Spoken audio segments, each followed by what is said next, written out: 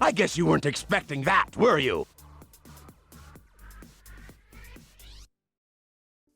What's up everybody, it's Leaf here back with another LEGO Custom Minifigure Showcase. This time we got the River City Girls from the game River City Girls. It started out good, the whole project. Started sculpting Misako. Her hairpiece was pretty fun to do. I like this kind of hairstyle for anime characters in particular because it's just really fun. I really like how it looks.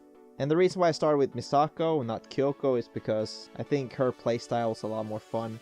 I never really got into Kyoko's that much, but from the start, like even before the game released, I was more interested in Misako's gameplay. It was fun and all when I started sculpting and all that stuff. Painted her torso, real simple, didn't have to paint the arms, but that's, you know, the legs. The legs are my enemy.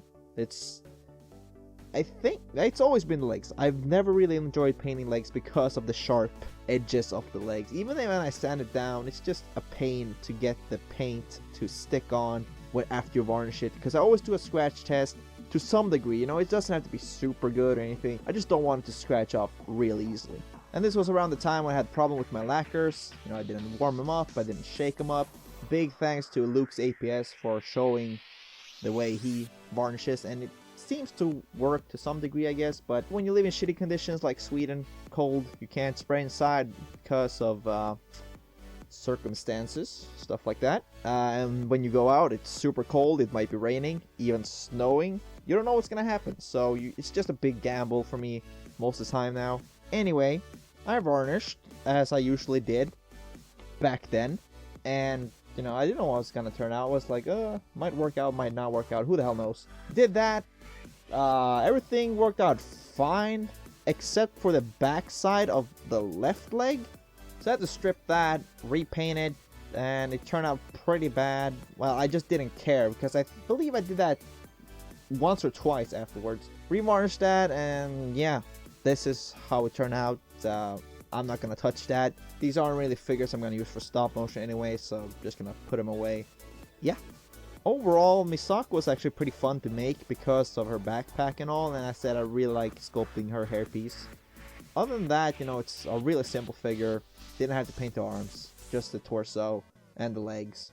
Yeah, I don't really know what else to say. I like how the face turned out. Looks just like her. Don't know if I could have done it a little bit better. Just slightly, I don't know. Maybe. Now, Kyoko was really simple sculpt. You know, just sculpt some bangs, sculpt the ponytail, and just sculpt the ribbon. Or bow, or whatever. I'm not too sure, that's a bow, right? That's called a bow tie. I don't know my English words, unfortunately, because I'm Swedish, in case you didn't know that. But yeah, really simple sculpt, not that fun actually, because, you know, it's nothing special. And you just sculpt 2 components, basically. Well, 3 with the ornament. But instead of having a more complicated sculpt, she had a more complicated paint job, obviously, because she has all these little stripes here and there. Black and white on blue. Had a pretty fun time painting it, but it's a little bit annoying when you have to layer it multiple times with the white, because, you know, it's white. Hinga-dinga-durgan, the viscosity is so bad. Now, the viscosity wasn't the worst part about painting this, because that was the legs as well, because I painted them, I varnished them, they didn't cure. They did not cure at all. They felt very tacky all the time. Put another layer, didn't work. Put another layer, didn't work. Tried another varnish, didn't work. Stripped the entire thing and repainted. Good thing I did. It turned out way cleaner. I like it a lot more. But man, it's just removing all that varnish is a nightmare. Just get everything off, you know.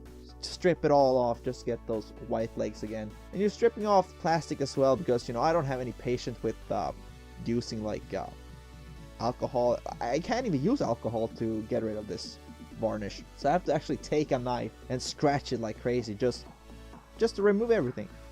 It's crazy.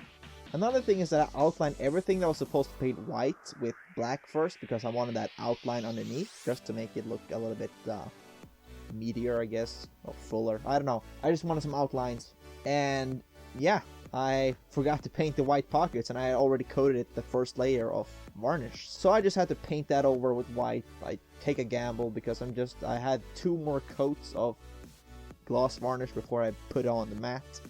So that worked out fine, but the least of my problems was the skirt. I don't have any problems making like fabric things anymore. Mostly, well, at least not the skirt pieces, that's no problem whatsoever, or waist pieces, but jackets and coats, stuff like that. Anything that goes with the arms, that's pretty annoying. Capes and waist pieces, no problem. But coats, eh. Also, I think I did a better job with the face on this. I just really tried my best, I think. Since I had to do all these annoying things, you know, I forgot a lot of things with the figures. I ruined the legs, had to redo them all. And, you know, forgot painting the pockets, so I decided, yeah, at least the face, I'm gonna get it right. So, very happy with that. I mean, overall, they're really great looking figures. I mean, if you take a closer look, obviously you're gonna see some minor, well, not minor, they're kind of major if you actually look really carefully. But you're not going to. So yeah, that's pretty much it. I'm very happy with these figures. It's a fun little game, I guess. It's a little bit overpriced, I would say, for that. It's pretty short, you know, it's short, has some replay value, but it kind of drops off really quickly. So if you're interested in it, or if you just want some fun, actually I think it's one of the best beat 'em ups I've played, because it's actually entertaining. You know, it's not just mash one button. I guess you could do that, but, you know, there's other options. So, it's got RPG elements as well, so. It's not Game of the Year, obviously, because nothing can take that away from Devil May Cry 5. Nothing. Absolutely nothing. Nothing.